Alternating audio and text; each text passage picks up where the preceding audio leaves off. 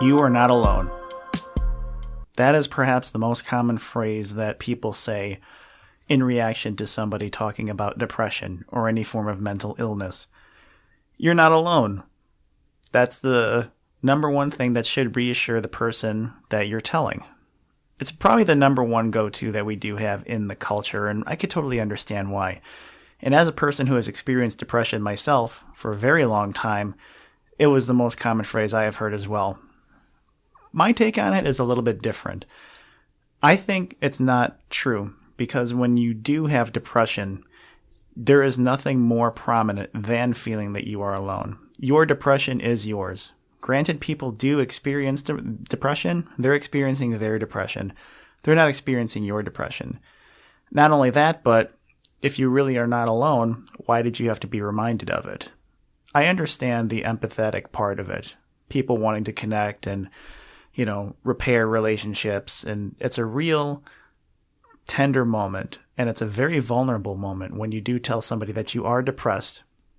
But I'm thinking there's probably a different solution other than saying to somebody that you are alone, because it really is such an isolating feeling. There really is nothing like the feeling of depression. So this is Coffee and Catastrophe with Brent and Gabi. Amen.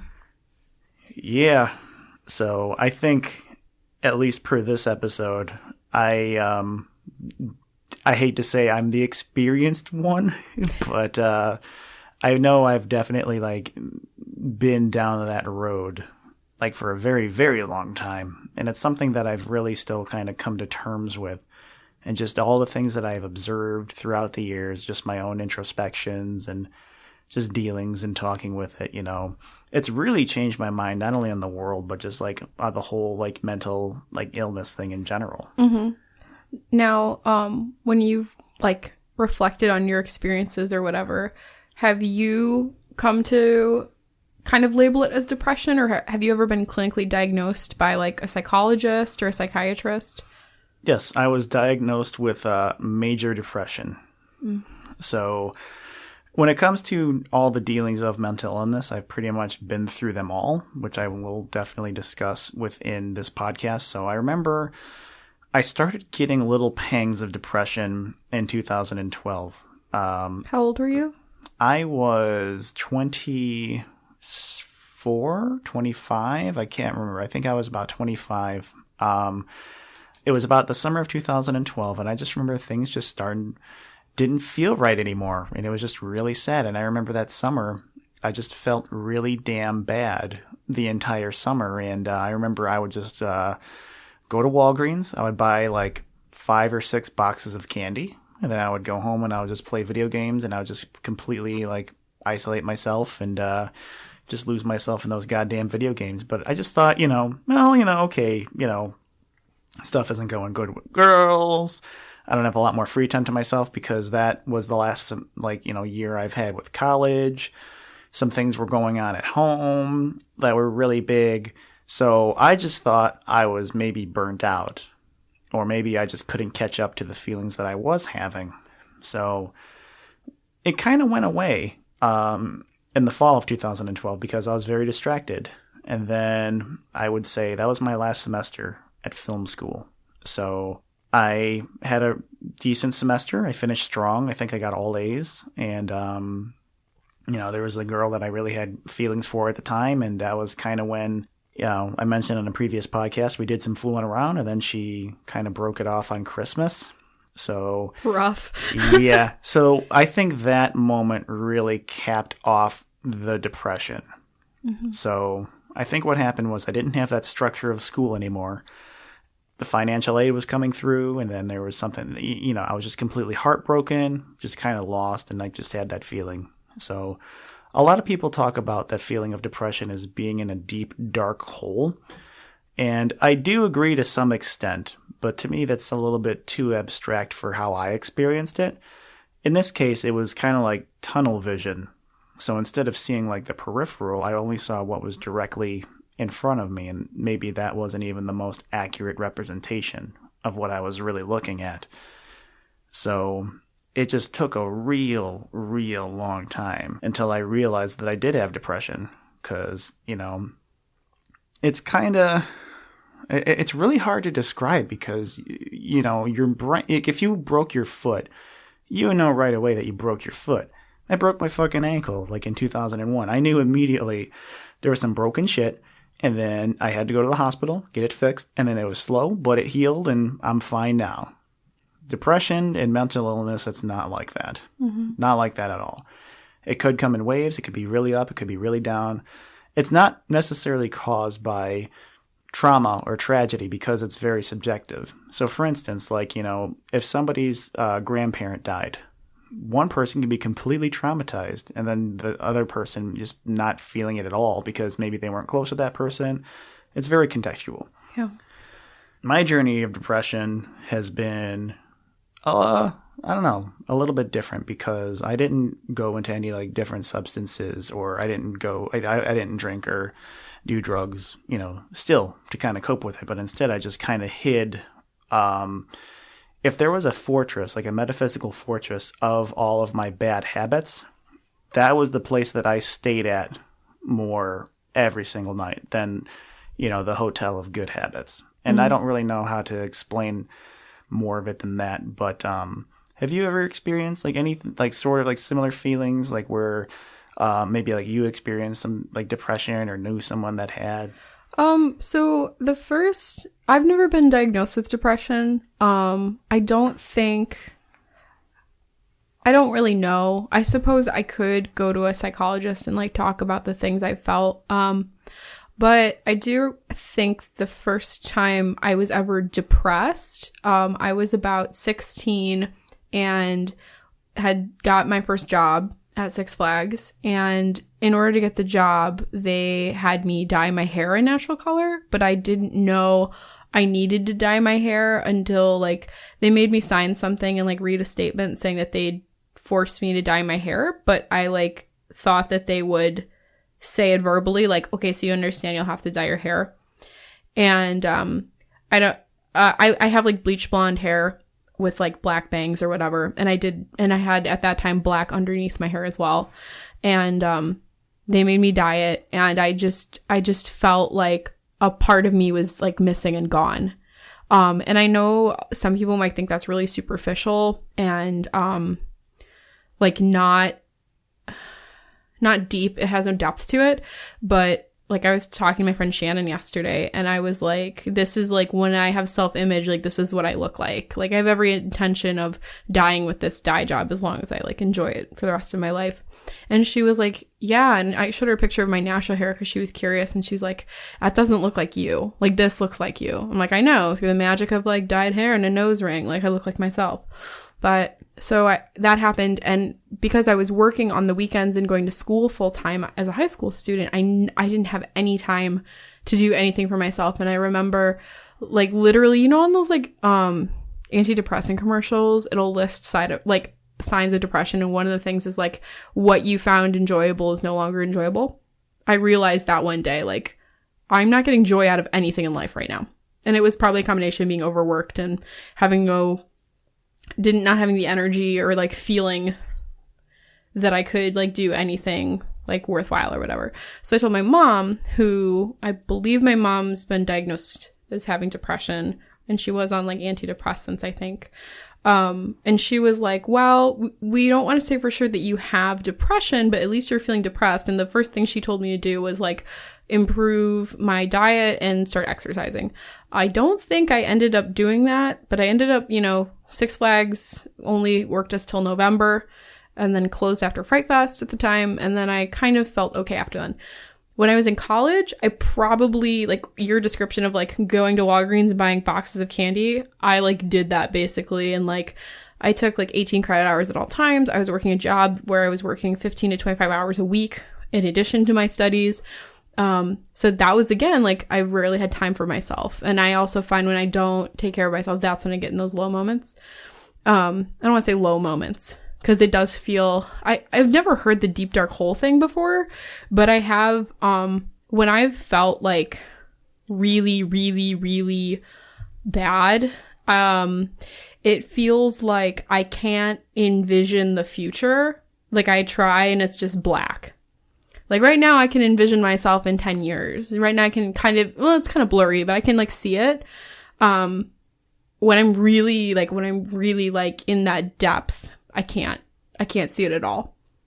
So that's my experience with it. And like, there's a lot of, existential, like, thinking I do, especially in the past year with like first year of teaching and like trying to figure out who I am and like what I need to do to like be alive and to be a person and like, but yeah, so that's my like experience with it.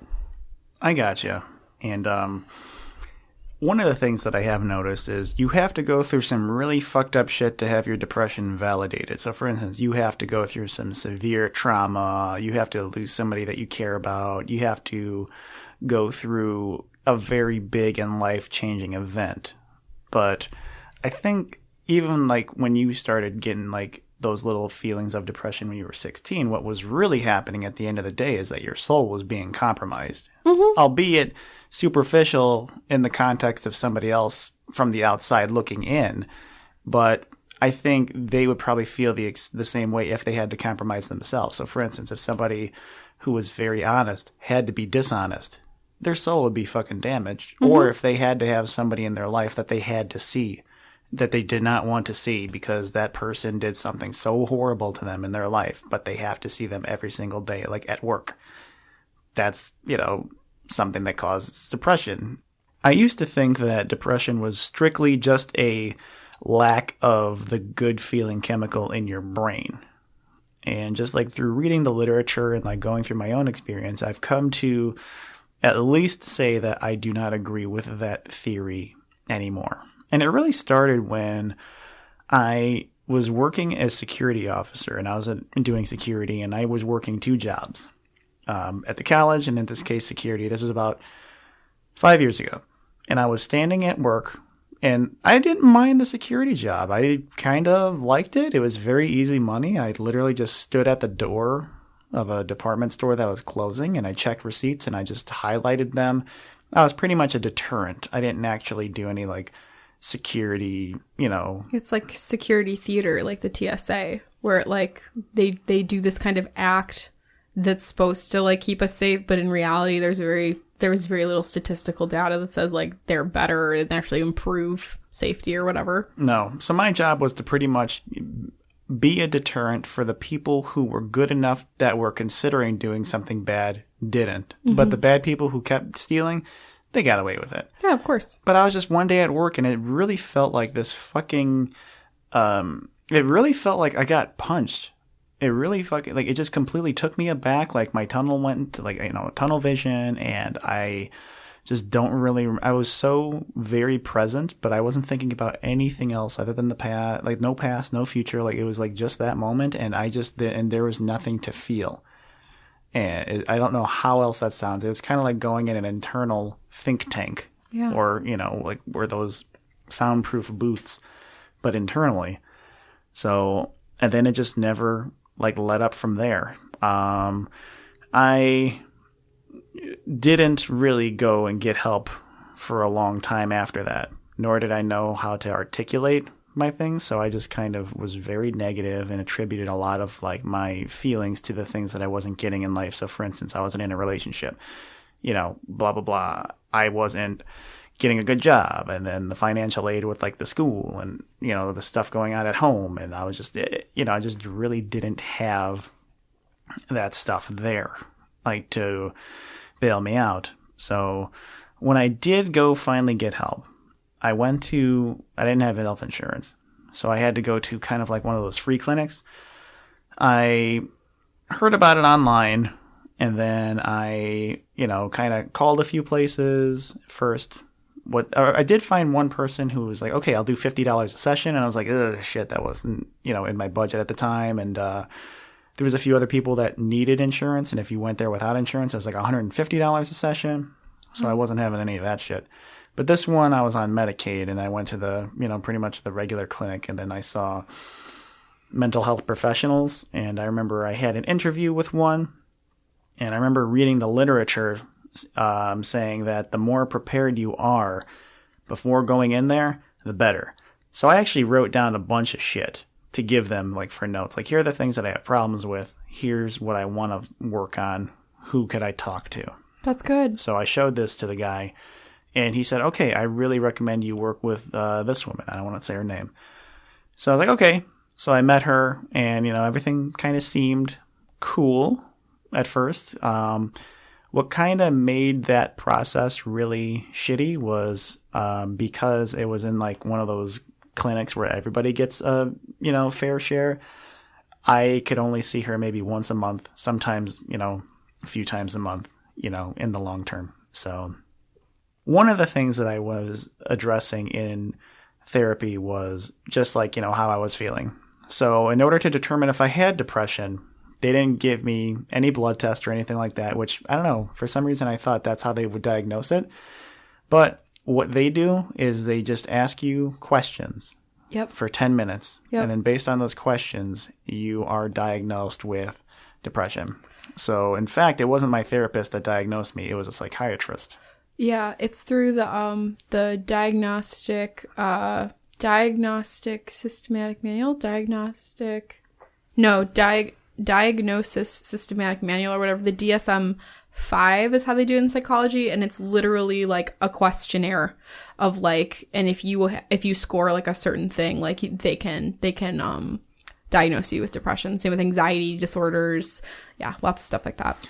So my questionnaire consisted of all those questions, and my psychiatrist was like he was like a European, maybe a Slavic dude, and it was really hard during this meeting because I've seen a lot of like movies to like where like I hear his accent and like it's hard to take him seriously. He's like, "Okay, do you want to die?"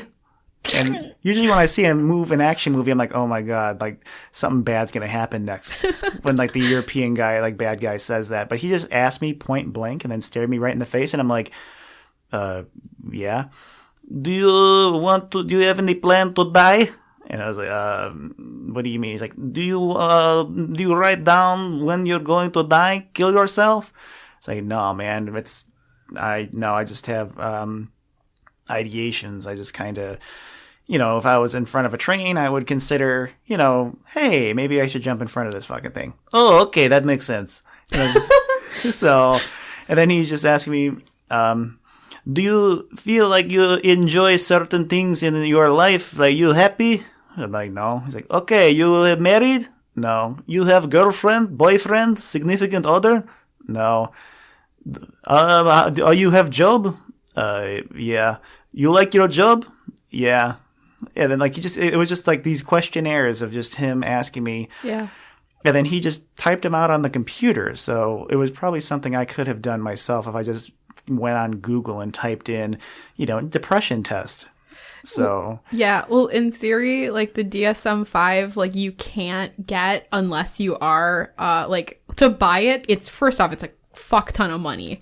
And then like, even if you like took like a test you found online or like whatever, like you would need it validated by like a doctor. So he was reading this shit and he wasn't like asking me like I guess his whole job was to just determine whether like what I had, and based on my answers, like he said certain things. So kept answering these things like, so you want to kill yourself? And I was like, sure. They have to ask like the same question basically a certain amount of times to get validity on like the inquiry or the questionnaire. Yeah. So yeah, they would probably ask you if you want to kill yourself about like 7 or 8 times depending on the thing but in various forms. Like I was having a hard time keeping a straight face because it got to the point where he was like, okay, you want to die right now in this conversation? And I just said yes. And then he said, do you have dog?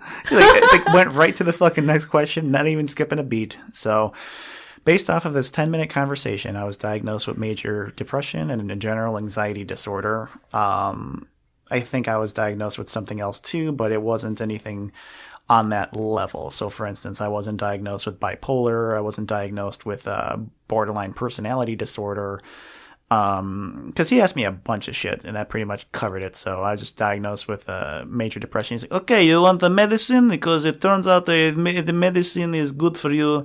If you take this medicine, it will help you get better with your life. And at first I was like, nah, man, I don't want to do any of that shit. So, because I wanted to take more of a natural approach, because I was a little apprehensive on the medications for reasons I don't know why at the time. But there's a lot of like rhetoric in the ether in our culture that like dismisses or discourages people from taking like medication for mental illness. So I still hear them referred to as goofy pills. So and turning into like a zombie and stuff. And I've known people who have taken those pills, and like their experiences have been like, yes and no. But I was like, at the point in time, I just wanted to do it more with a clear mind to see if that was possible. So then I was set up with a therapist who was a licensed clinical social worker. Mm-hmm. So not necessarily like a psychologist or anybody that's like, specific in one field. However, her expertise was in mindfulness. It was in working with teenagers and with eating disorders. Okay. So, and here comes a fucking 27-year-old who's just really sad and wants to die. So how did you take to her? How did she take to you? We didn't have like a natural personal chemistry. So pretty much, she was professional. There were a few things that I didn't like about our sessions. She was helpful and did give me a lot of good shit. However, my biggest thing was she always interrupted me when I was talking. So not only that, but she kind of had answers to shit right away. So for instance, like let's just say I told her something about that happened to me when I was growing up. She would just say, "Oh, I'm sorry. Well, this is blah, blah, blah, blah, blah, blah." And I'd be like, "Yeah." Blah, blah, blah. And then she would like cut me off immediately and just say like, "I would recommend doing this and this." And she would like take notes and stuff. But then it was really hard for me to just get something out. Mm-hmm. So, and I told her the thing that in my life I regretted the most, which might be a potential episode down the line. And she actually said, "Okay, Brent, I don't know how this sounds, but I'll just say it. Your story is hilarious." And at the time I was like, yeah, it's kind of weird and fucked up. But, she just like, yeah. And I think more or less I was overthinking shit. So that didn't work out too well. She did point me in the nice direction of like, okay, like lavender, like scented stuff to like help calm you down. And pretty much I like that shit. I don't know if it's ever calmed me down. She recommended me a few good books, but, and I got a lot of worksheets and nothing really seemed to help because one, the therapy was maybe once every other 2 weeks. It got to the point where it was only once a month. Ugh. And pretty much I had to reintroduce myself to her every time. And we only had 45 minutes every session. And I'm not shitting on therapists for that because they have a lot of clients. It's not like I was the only one. And she was just like, fuck, I'm going to go home and play Wii bowling, after I see you. But, so I totally understand that. It's just that it didn't feel really, personal. It didn't feel like it was geared towards me. And I don't think her expertise was in something that she could have helped me in. Yeah. So I was in a better place because I saw a way out of my situation. I was going to be moving out, and I still saw her for about 1.5 years. And it got to the point where I just said, okay, this isn't going to be working anymore. I didn't tell her that. I just said, I think I'm doing a lot better. I really kind of wasn't. I was going to say, was it a lie? Yeah. Just to kind of get out? Yeah, and then she's like, "Oh, yeah, you look a lot better. Well, you take care, Brent." And then, here's another thing. Before that happened, I actually did take depression meds. I actually did go on medicine. I just said, something, fuck it. I'm tired of this. Tired of feeling, the way that I'm feeling. Give me some medicine. Okay, I give you the Zoloft, and I give you this. And I'm like, yeah, you got Xanax? And he's like, no, you will not want Xanax. It's like a yo-yo effect. You go up, you go down, they're addictive. That was actually really cool of him to say because I heard Xanax is one of the most addicting fucking things out there, and it's so hard to come off of. But he gave me sertraline, which is the generic form of Zoloft. And then he also gave me an anti-anxiety pill. I can't remember the name of it. It was this weird, long-ass name that didn't really do anything. So thankfully, those were dirt cheap. I only paid it like $2 for the Zoloft, and I only paid maybe $3 for the other shit. It was that cheap? Yeah. I just want to take a moment. I can't believe it was that cheap. You know what I mean? Like, you know, like supply and demand. There's like, well, I guess I don't know if supply and demand laws work. All I'm thinking of is like, wow, they can make these pills so fucking cheap. Like, oh my God. I mean, I don't think it even costs them that much to produce. It's just, I think with my Medicaid insurance, they were only a few dollars, which was so goddamn helpful. So I'll never forget. Oh, of course. This was October 2015 was the first pill I took. And I remember I was now living on my own, and I had 2 roommates, and they were out for the day, and they were working, and I had the apartment to myself. I was putting together a bookcase because I had just recently moved in. So I was putting that together, and I just took one, and just one.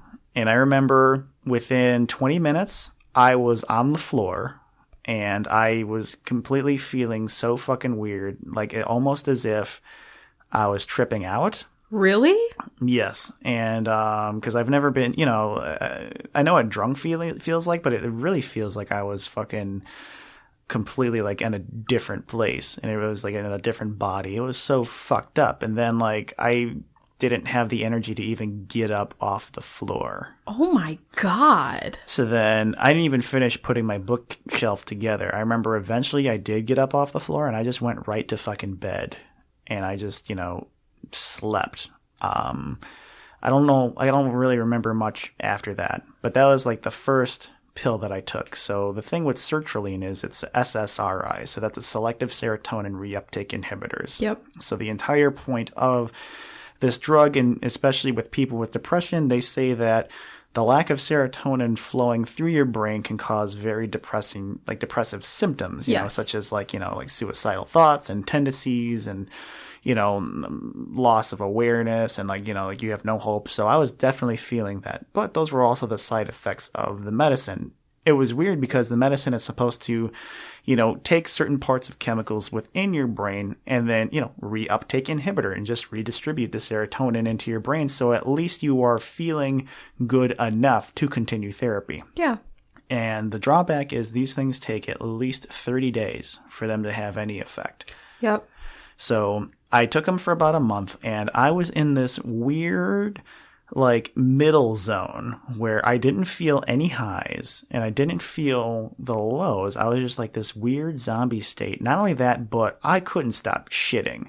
Ew. I was like shitting like a fucking animal every single day. But like you didn't have any affect about the shit because you were in this middle ground. Yeah, I was just like, oh, okay, I'm just shitting right now, and like it's just shit. And I wasn't enjoying any part of my life more. So it's not like the commercials after you take one pill and you're able to play with your kids or exercise and smell flowers in the sunshine. Like it was none of that. Eat a salad, like smiling. Eat yogurt, smiling. Yeah. So it didn't really do anything, but it really got to the point where I wanted to fucking kill myself even more. Yeah, which they say is common with depression meds, that it could increase, like there's kind of like this hump effect of like this spike in depression and potentially suicidal ideation, and then it drops off, but you have a spike of it. Yeah, it's weird because if you take a vitamin C deficiency, if you have a vitamin C deficiency and you take it to improve your health, imagine if the side effect was to take, like, was the ailment that you had, or like scurvy. Like you took vitamin C and then got scurvy. Or like you took NyQuil and you were coughing more. You know, that's not the point. So NyQuil and you can't sleep. So these pills work in the sense that they do not improve your life, but there is a certain effect. So it wasn't just placebos that I was taking, obviously, but they didn't improve my life any better, and I didn't get any better sleep. I was just in this weird middle kind of nothing mattered zone, and I wasn't doing anything else with my life to improve it, but I was still consistent in therapy. There was even group therapy that I went to. It was me and then like a couple others that changed up every time, and it was only within an hour that we talked about our things. Like we only had like a few minutes, and then there was an activity of the day. So for instance, like the activity was, okay, we're learning a breathing technique. So for when we have anxiety or freaking out, like we learned a 4-square breathing technique, which is really helpful. And really quick, you breathe in 4 seconds, hold it 4 seconds, breathe out 4 seconds, breathe normal 4 seconds.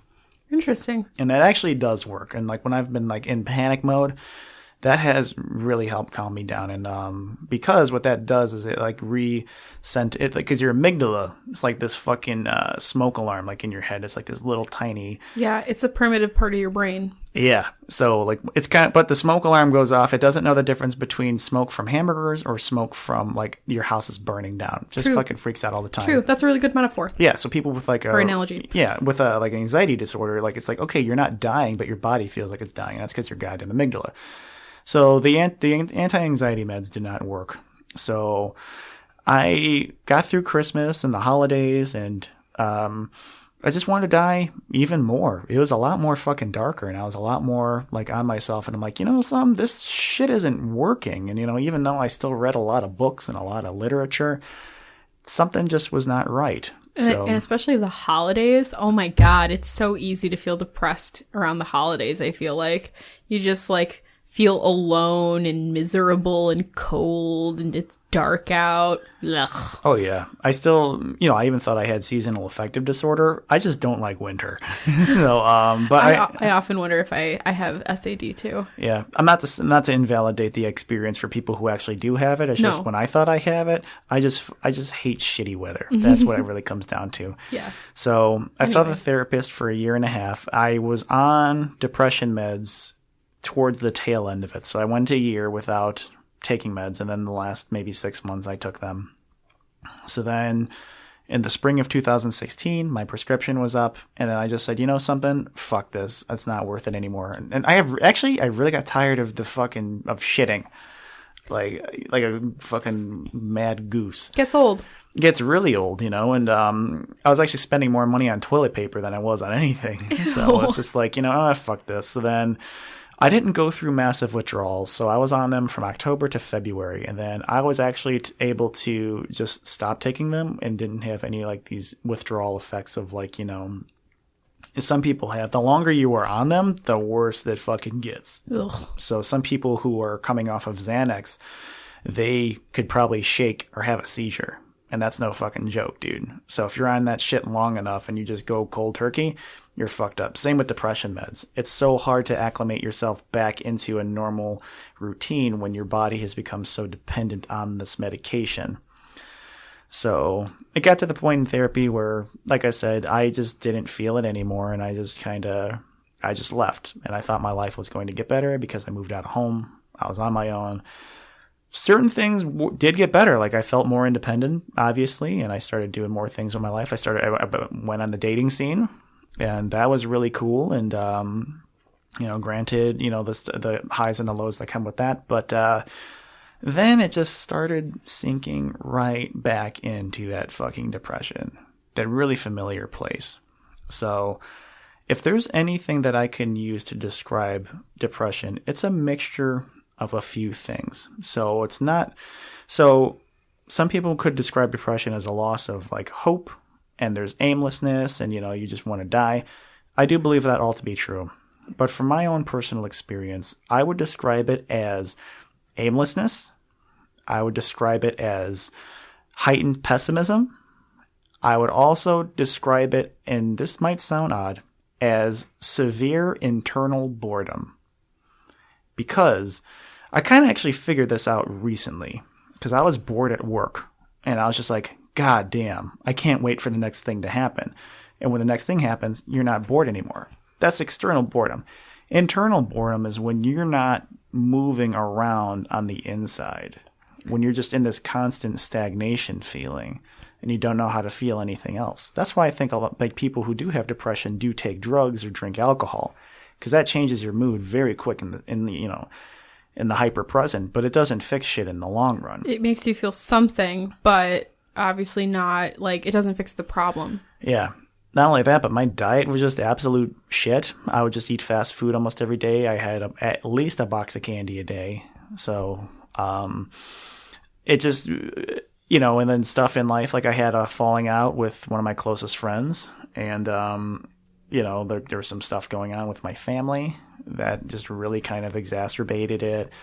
I was really getting burnt out at work. My finances were coming in and, just really taking up all this space in my psyche. And last year, I actually started taking notes. I actually started writing a journal every single day. So I wrote it every day from January to about February 15th, and I stopped. And then I came back and I did it one day in March and then one day in October. And I was looking at some of my mood patterns, like just during that time, and I was speaking with full honesty. I was so fucking miserable. Like, just like looking at those books now, I was just like, holy shit. Like, if I read this right now, and like if somebody wrote this today, I would like fucking call 911 on that person. So, but that was me. So I was like, oh shit. I just, I really hate to say it, but my laziness saved my life. Because if I was determined, I probably would have been dead. So, it did reach like the absolute lowest low, which actually kind of helped me change into the person that I am today. It was on April 20th, 2014.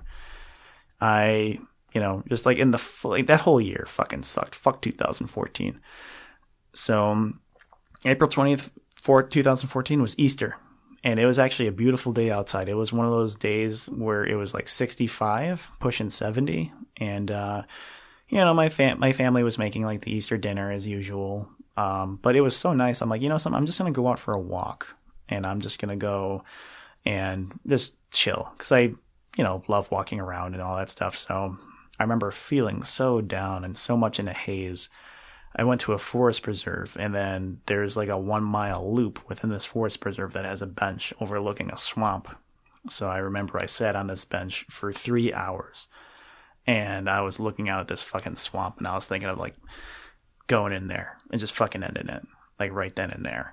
And I felt really I didn't care about life. I didn't care about how anybody felt, from the consequences of me doing it. That was easily the lowest part of my life. I had like, everything I'm doing is failing. Everything that I want, I'm not getting. Everything that I need is not there. So what the fuck is the point anymore? And I really, really wanted to fucking die on that day. So I don't know what happened, but my legs took over my body and walked back to my car. And I just was thinking on the whole way there, like, oh, fuck you legs, you pieces of shit. Why don't you just, like, there's no fucking reason to go back to the car at all. So I just felt like extreme shit on the whole way home. And then I went back home, and I just don't remember what I did the rest of the night. I probably just hid in my room and played video games, because I didn't, just to kind of take my mind off of it. So it didn't really get any better. But I kind of had a choice then. I was like, there's two things that I can do. I could either keep going and doing the same shit that I have been doing and keep failing without failure, or I could fucking change a lot of the shit that's been going on with my life. So I did decide to change. Also, that summer of 2014 was a very, I found out, it actually happened the day before my birthday. I'm not going to tell the full story now because the person, whose information it is might not want to be disclosed. But all I want to say is that one of the most fucked up things that I could imagine happening to anybody happened to my friend's family. And found out what happened on my birthday. So I really, it was one of those things where if I were to go back to the metaphor of being in a deep, dark room, that was the day that door kicked open and I saw the light, because my purpose in life was reinvigorated, because that person really needed me to be there, during that really, really fucked up time. And, even like, at the funerals and stuff, I was in the back corner, like cracking jokes, so I just kind of had that purpose in me, like reinvigorated. And I was like, okay, my job in life is to make other people laugh, but somehow find like my own way to get there.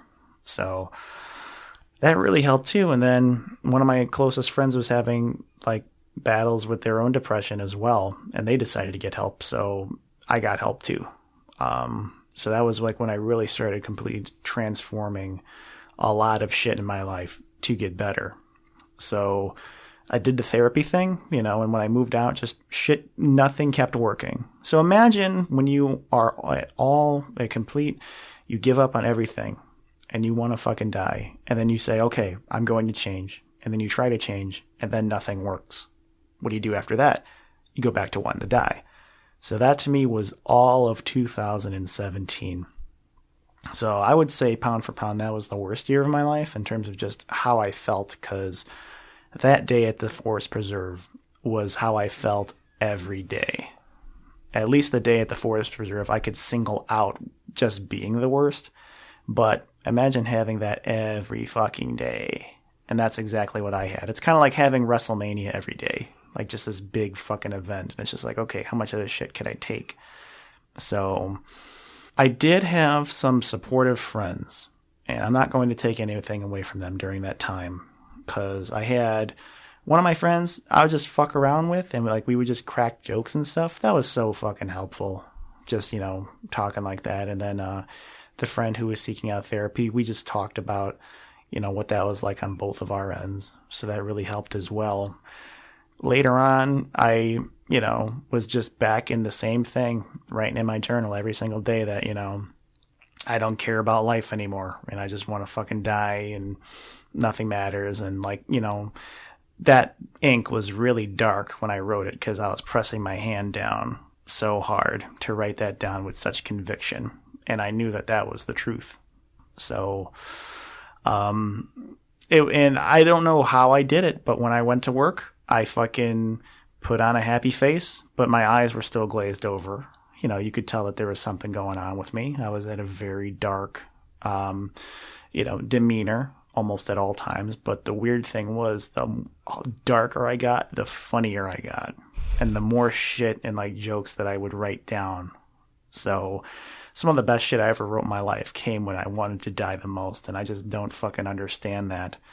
So it was just so fucking bad last year. And I was one day, and then what happened was I had to go and get surgery to have my appendix out. And that, I don't know what the fuck happened, saved my life, because it snapped me out of that funk.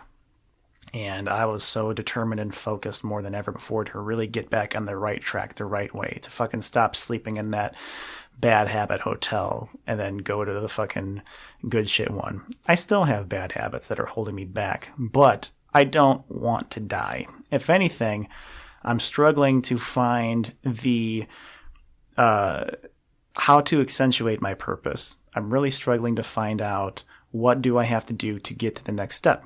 So, because when you're on depression for so long, you get so used to that feeling, and now it's like, fuck, what do I do with this positive energy? I don't know what to do with it. Oh shit, I'm depressed again. So, it's this vicious, endless fucking cycle.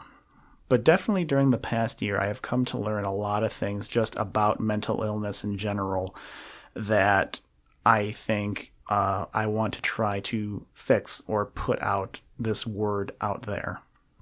So, for instance, I think that it's not the mentally ill that need to change. It's the fucking way the mentally ill are treated that need to change. And I'm not talking about people who are like the friends of the mentally ill. I'm talking about, I just don't think this medicine shit is working. I think it does more harm than good. And I even read a book at the beginning of the year called The Mind of Your Own by Kelly Brogan.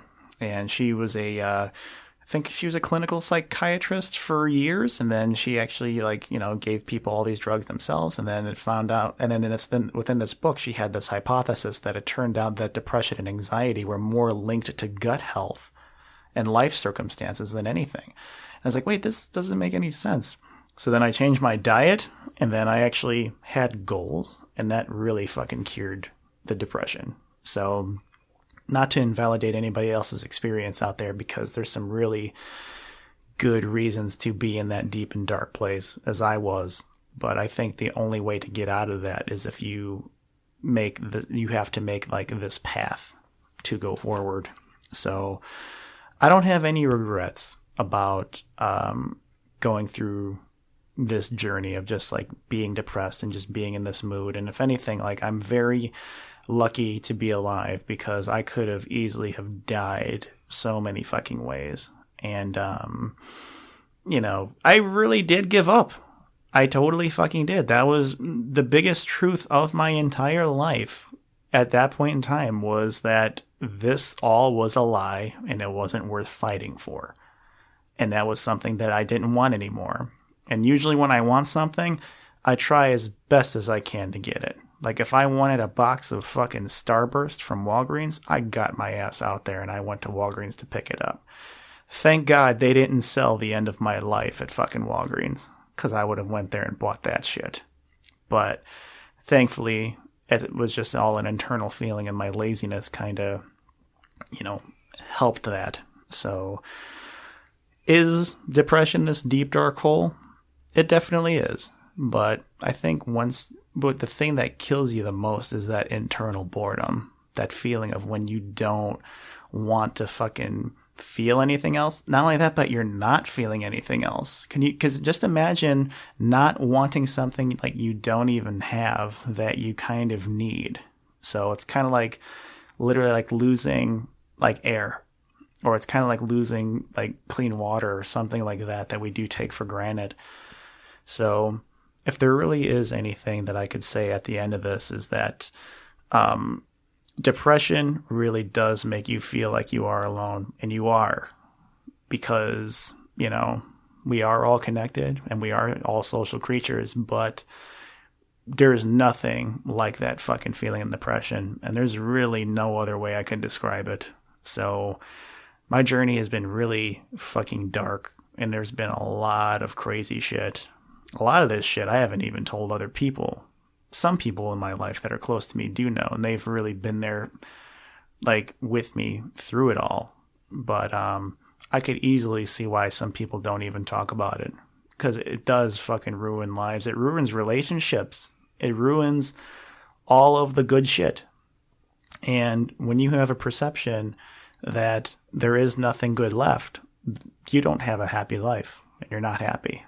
So, hey, I had little pangs of depression even recently. They come and go in little waves, and I think it all stemmed from when we did an episode on music, and in my top 5, I put my favorite song of all time was one of my favorite songs of all time was "Sweet Nothing" by Florence and Calvin Harris, but I totally fucked that up because I wanted to put "Paradise City" by Guns N' Roses on there, because I fucking love that song.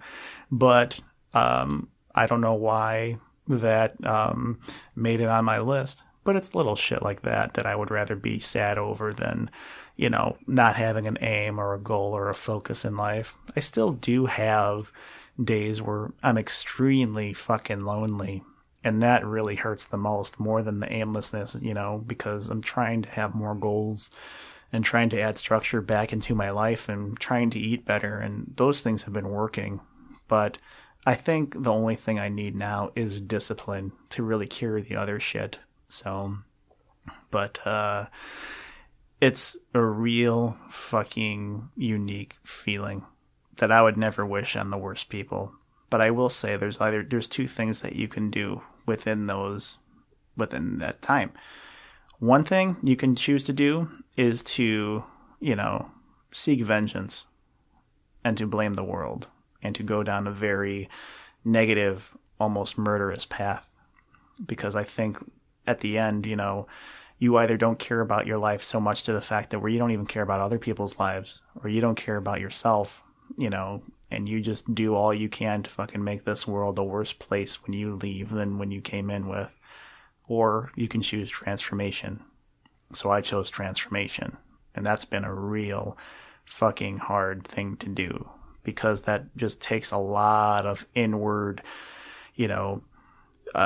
vision. That takes a lot of introspection and like really combing over with a fine-tooth comb every little speck of your life and finding out what works and what doesn't work. And when you are confronted with that fucking demon of depression, it's scary as shit. It really is, because you want to fucking run away. And inside that deep dark hole, you want to put up posters, because that's now your fucking home. So that's all I got to say about that.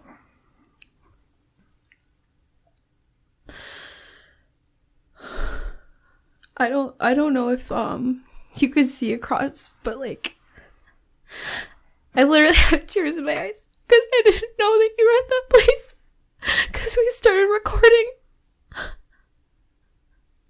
a little before and after your appendix ruptured. I didn't know that you were there.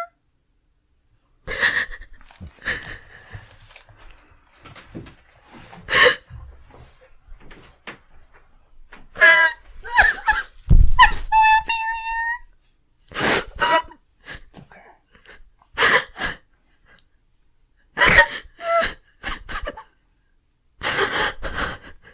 I'm sorry. It's okay.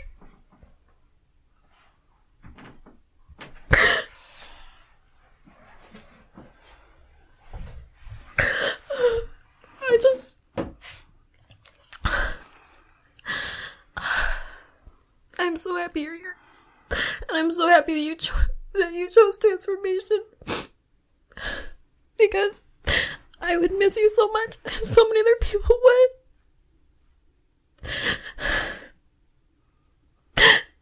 I'm sorry. It's okay. Well, it only took how many episodes for me to fucking cry on air?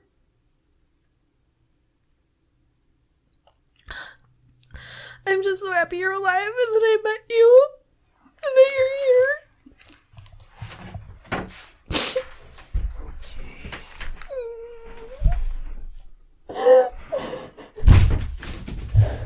You just knocked the mic over. Shit. Oh, the fucking acoustic phone fell over. God damn it. Can't even. That's some good comedic relief. Yeah. So, Oh, I'll just all fucking right. leave it. It's okay. All right. So Okay. all right, folks. When you're trying to have a tender moment and hug your friends, make sure that you put something else on the wall to hold your acoustic foam up, other than masking tape. So Yeah, we need more than the masking tape. It's, it's coming along here, folks. My old bedroom is quite the studio now. yeah. Well, shit. Well, I'm happy you're alive, and I love you, and a lot of people love you and want you here, and that I think that's I think it's really dumb when people, like, say that, like feeling suicide, like, if you want to commit suicide, it's a selfish thing. Like, I think that's really shitty for people to say, but I also know that, like, if you were not on this planet, a lot of people would miss you like nobody's business. And we wouldn't, you're half of Coffee and Catastrophe. You're the Brent, I'm the Gabi. This shit only works because of you and me together. So, like, who else am I going to talk about wrestling with? But and I think that depression's very real. It's very big. And this shows just the gravity of it. And it kind of shows me and reminds me that, like, you can have someone in your life and their internal life, you don't have access to at all times. And it's like that reminder to, like, be close and, like, check in with people no matter what. When Anthony Bourdain committed suicide, a lot of people are saying, this is, like, your sign. Don't just check on your sad friends, check on your strong friends, and check in with everybody. And I think that's really true. And even your friends who are super fucking funny at the diner, maybe they want to kill themselves. Like, I don't know. That's all I have to say. Yeah. That's all I have to say. But it's easy to say when it's a selfish idea when you don't see it as a very viable choice.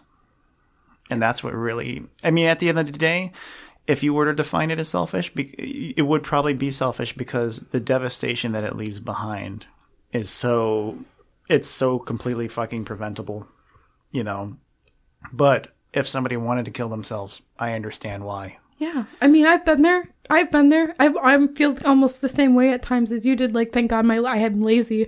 I remember there was something that happened and I was lying on the floor and I was just praying to God that the earth would come over me and I would just fall into the earth and that I'd be done. I've been there. I've had moments like that. Not moments. I've had more than moments like that, Fuck, Gabi, that's dark. So sorry. Fuck! Sorry, dude. That's literally how. That's too depressing. That's how my depression comes across. Is it's like this, or not depression, I should say. Those like suicidal moments for me. They're like, when I've had them, I just wanted to like. I just was lying on the ground and I wanted God to return me to the earth and I don't even believe in a fucking God and I'm saying this shit. Like I wanted God to like pull the earth over my head and just put me down there and let me, I don't know, feed a tree or whatever. So, but anyway. Yeah. But anyway, check on your friends and make sure everyone's okay in your life. And, the only way to sometimes work through these things is to talk them out, and like especially like it can be so vulnerable to tell people about like what you're struggling with, but at the same time it's probably good, it's probably beneficial.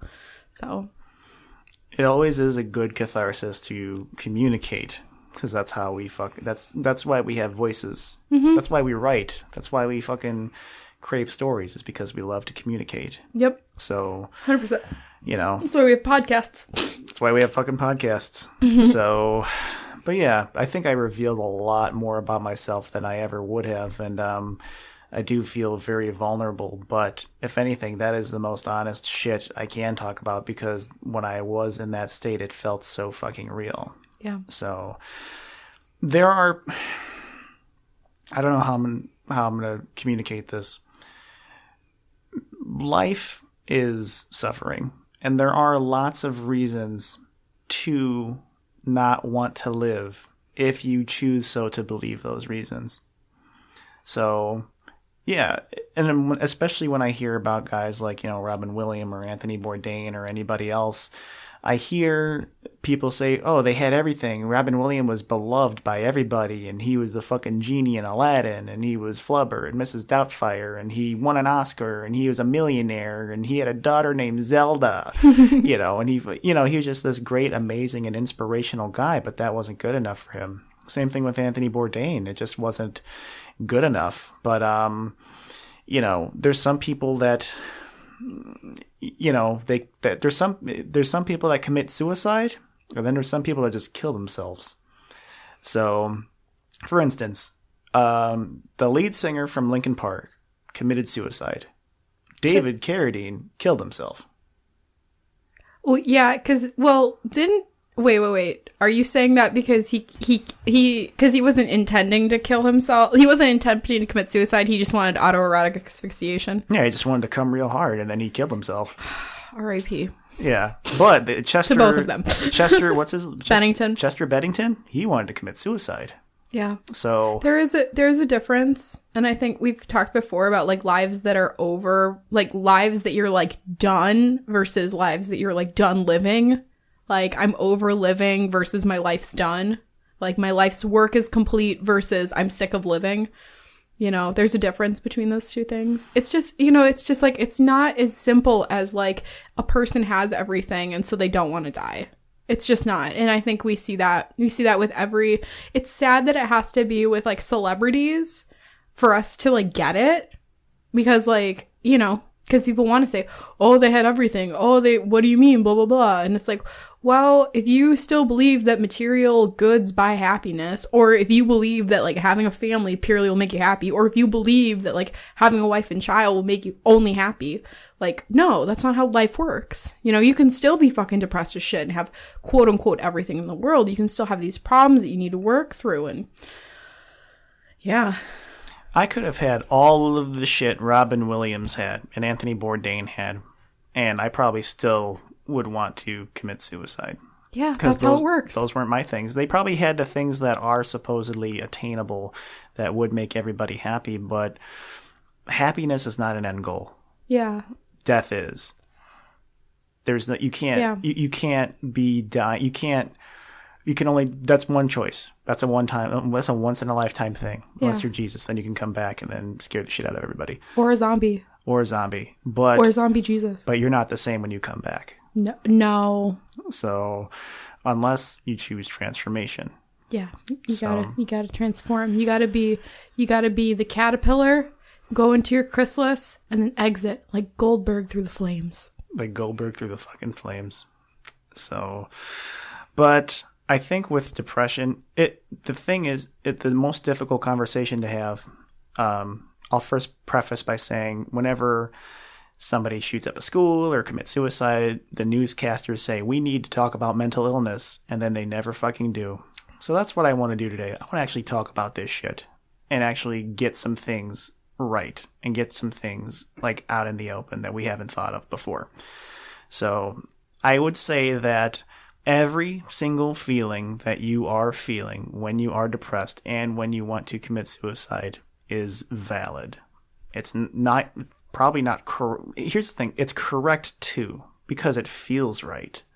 You know, it's never, I don't think it's okay to tell someone they're like crazy or like, no, you know, it's wrong to like, obviously, like, it's one thing to say like these are thoughts, these are like dangerous thoughts. Like, sure, they are. Like, wanting to kill yourself is dangerous to your well-being because you might kill yourself.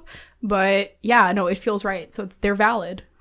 Don't call them crazy. Don't call them wrong. That's how the person feels. No, because you're born into this life. You had no idea you were going to fucking be born. Yeah. And now you didn't agree to it. Yeah. But now you are like taking this journey from birth to death to make life the best possible living experience for yourself and even for this world.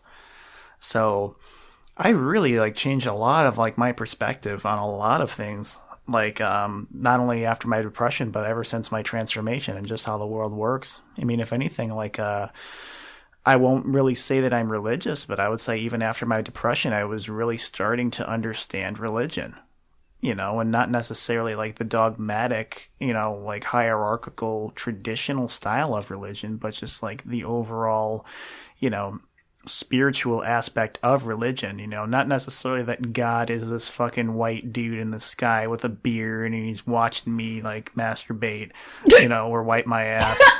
Like, I'm just saying, man, I mean, God, I don't know, he'd probably be really disgusted and confused if he saw either of those things that me doing them. But so much as God is probably like not necessarily like this man, this fucking creator, but it's this ultimate good to strive for.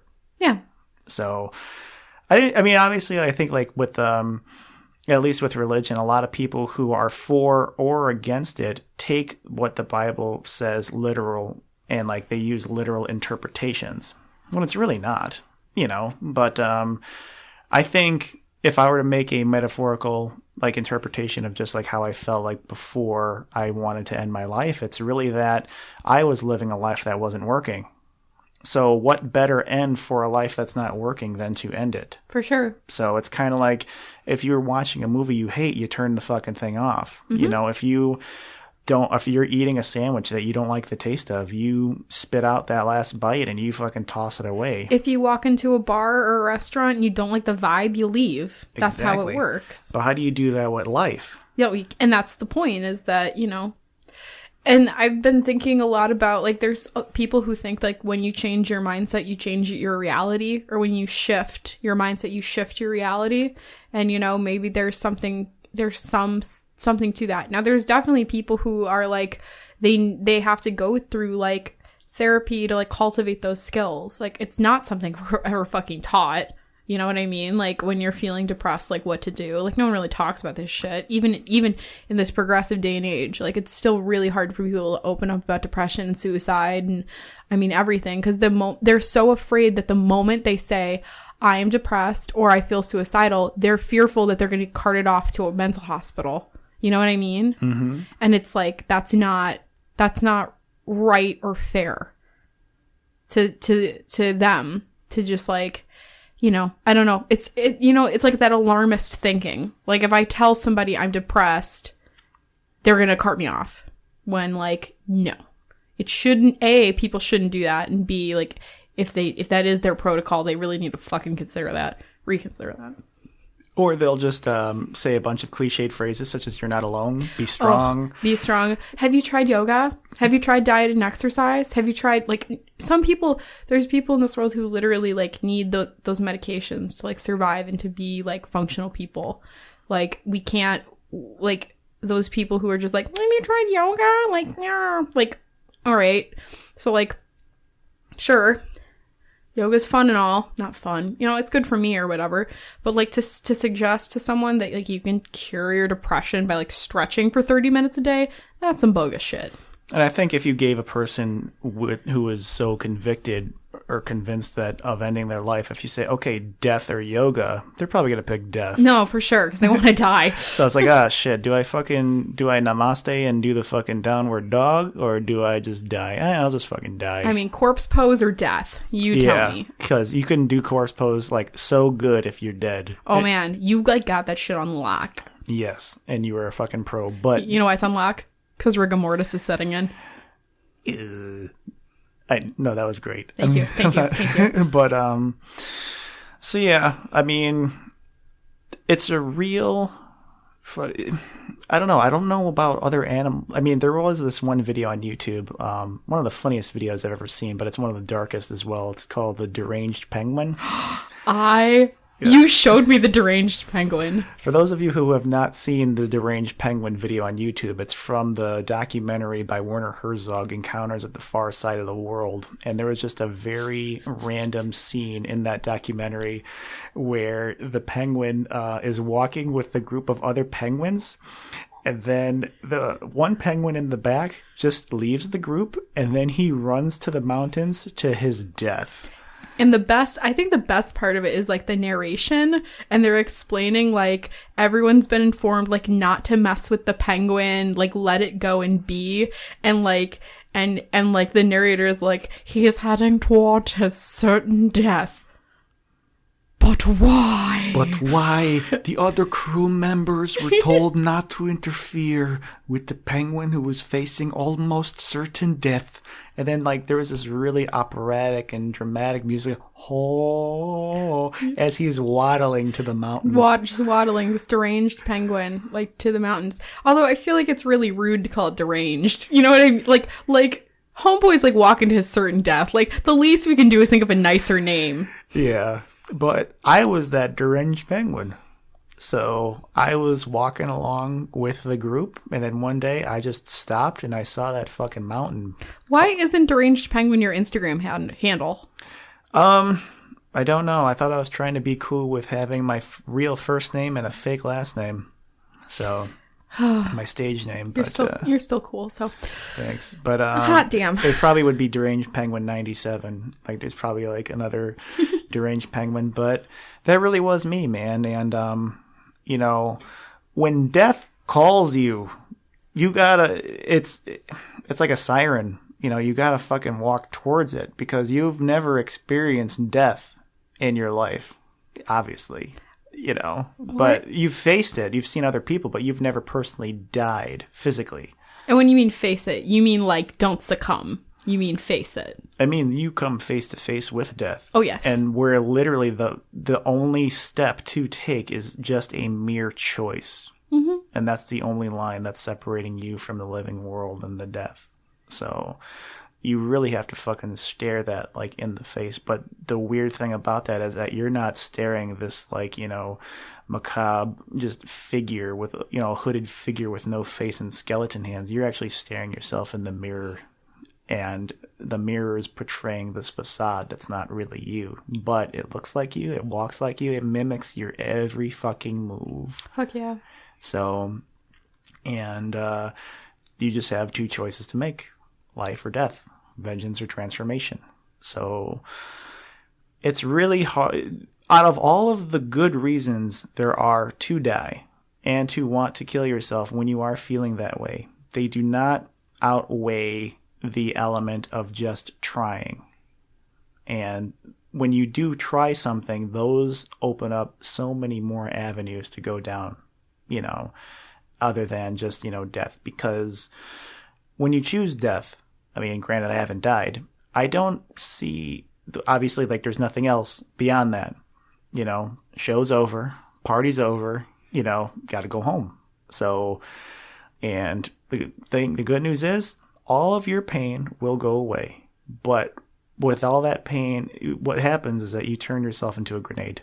So when you kill yourself, you pull the pin and then just explode, and everybody else is jumping on that fucking grenade for the rest of their lives.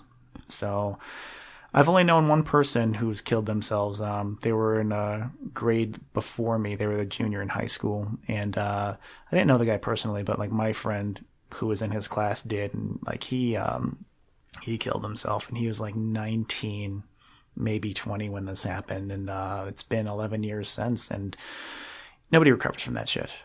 Nobody forgets that shit. Especially like when you do choose, vengeance. That's what happened in 2014. Somebody chose vengeance that day where I had to be there for, somebody else. I don't know why they chose it. I don't ever recommend that, there really is no reason. They don't even know why. But I just do know that vengeance never fucking leads anywhere. But transformation does, but it's the hardest thing you're ever going to have to do. Yeah, like life isn't Kill Bill. The vengeance works in the action movie. It doesn't work against depression. It doesn't work against really anything else. It works so beautifully in the movie because the movie has an ending in the credits.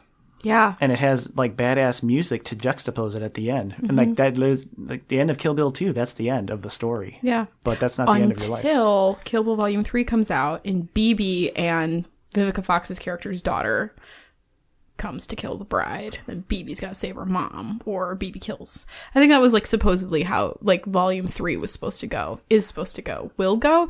I think Tarantino said he's only making 10 movies, and I think he's got 2 left. Technically, I think he can only make 2 more movies. Oh, I'll definitely see that shit. I'll be the first one in line. I hope there's a Kill Bill Volume 3. That'd be really sick. Although if it sucks, like, don't do it. You want to go see it?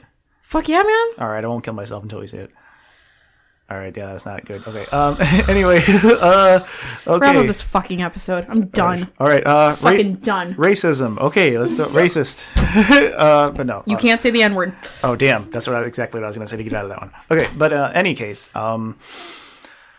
so I think what it all really comes down to is taking your life, and not from this perspective of an endless abyss that depression gifts you. And that's the best thing that depression gives you, is that it literally breaks up your structure and scope of progress. Like, you can't even see 1 foot in front of you. You can't see, if you're walking down the road, and it's really like you're in this middle of the fucking ocean, and everything that you see around you is just, a bunch of bullshit. So, fuck yeah. But, what they don't tell you, like, I would recommend fragment your life to the day. Meaning, don't look at your shit for tomorrow. I mean, you have to, because what you're doing is you're borrowing on the energy of what suicide will give you, and you're actually using that to transform yourself. Because when you don't want to live anymore, you don't want to see tomorrow. But with transformation, you don't have to start with wanting to see tomorrow. You can just try some shit today. And it could be something fucking small. Just like when you are at that point where you are staring yourself in the mirror and you are saying this is not worth fucking looking at anymore, you have absolutely nothing to lose at that point. And that could be the best thing, or that could be the worst thing. And it really is up to you which direction that you do want to take. In my abnormal psychology class, the professor, who was a clinical psychologist, she worked with a guy who his go-to response when he had a suicidal client was to say that if you really want to kill yourself, you can kill yourself tomorrow, but not today. And like, that would be oftentimes enough, because like, I think we also have to acknowledge that like, sometimes, like for me at least, like that sensation like rises, the feeling of like hopelessness and I need to end it all. But like, eventually, at least for me, it drops. Like that much of a high, or a low rather, that deep of a low can only last for so long before it kind of levels off. Again, that's a really ballsy way to think about it, is like, if you really want to kill yourself tomorrow. But, that doesn't work for everybody. But, I don't know. I'm just offering that up in case anyone needs to hear that. Well, it makes sense, because you say, I'll clean my room tomorrow. Well, yeah, you could, but you just clean your fucking room today, or like, I just won't do this tomorrow. But it's a lot easier. I think the older you get, the more shit you put off as opposed to look forward to. Yeah. So, so also, if you are friends with somebody who is feeling suicidal and is in that really deep, dark state, as cheesy as it sounds, and it's probably a cliche thing as well, but just fucking listen. No. Just don't, because the thing is, when you try to be advice guy, you're making their life about you. Because you're trying to think of all like the great things to say, to try to, and like advice and all this shit, when they might not just want to hear that at all, because they're sharing this shit with you, and they just need an ear, maybe. And also, unless you have a psychology degree, like a clinical psychologist, you should not be giving advice. No. Definitely not. Even the good psychiatrists and psychologists, they should just, one, be honest with you, but they're not going to be like, you're not alone. Do yoga. Yeah, a clinical psychologist isn't going to prescribe yoga. No. Like, maybe like at one part of like a bigger thing, but like, Yeah. I don't know. If anything, I would recommend yoga for trauma and not depression. But, that's another day and another time. Truth. But, yeah, because when you are bored with your life, what do you want to do? You want something to come along to take it along. But what if that train doesn't show up? Then what do you do? And most people don't have patience. No one's going to say, like, okay, I'll wait 20 years and hopefully something is going to come of it. Yeah. And just by doing nothing, that just doesn't work like that. Yeah. So for you listening, I'm okay this year. I still have little days and moments of depression, but that's not as severe as like, I don't want to die, like my psychiatrist asked me. I'm actually a lot more positive this year, and I think my humor has suffered as a result of that. But in any case, yeah, dude, depression is this real motherfucker, and there's really not enough that I could say about it to justify it. But in terms of just like, where do I go next? Because I'm not saying that I'm never going to have depression again, but I will say at least I will be prepared. Or maybe something else will happen. Maybe like, because when you have depression, it's never just depression. It's always mixed with something else. So for instance, like depression is like the oil. Fucking anxiety is a spark. And there's so many other sparks. Like, let's just say you had a fucking long-term relationship end.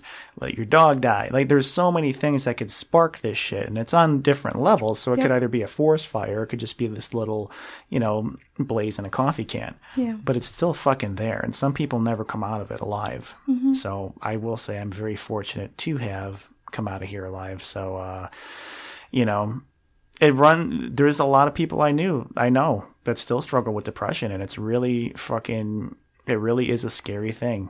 Yeah.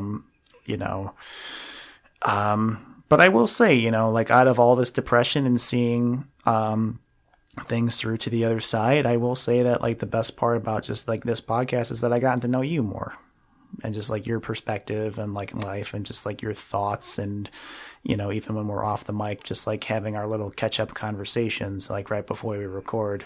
It's just been a really great thing. Yeah. And I really do appreciate like your support and like your friendship, and I love you too, and I really mean that from the bottom of my heart.